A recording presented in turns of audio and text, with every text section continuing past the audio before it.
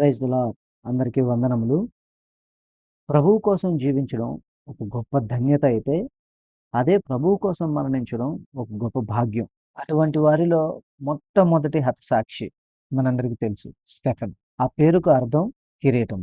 ఇతను ఆత్మతోనూ, విశ్వాసముతోనూ, జ్ఞానముతోనూ నిండుకొని కృపావరములు కలిగినవాడు. ఇతడు బలముతో దేవుని వాక్యమును బోధిస్తూ అనేక వ్యాధిగ్రస్తులను స్వస్థపరచు దేవుణ్ణి వారు అంగీకరించే విధంగా జీవించాడు. అయితే ఇది చూసిన యూదులు స్టెఫను మీద బహుగా కోపగించారు.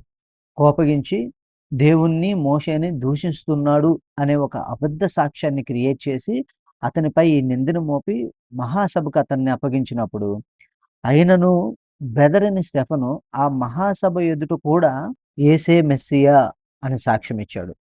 అలాగే ఆకాశము తెరవబడుటయు, మనుష్య కుమారుడు దేవుని కుడిపార్శ్వమందు నిలిచుండుటయు చూచుచున్నానని చెప్పినప్పుడు, యూదులు మరింత కోపగించి పట్టణపు వెలుపలికి అతన్ని తీసుకొని వెళ్ళి రాళ్లతో కొట్టి చంపారు. అయితే అట్టి పరిస్థితుల్లో కూడా స్టెఫను పలికిన ఆఖరి మాట ఏంటో తెలుసా? ప్రభువా, వారి మీద ఈ పాపము మోపకము.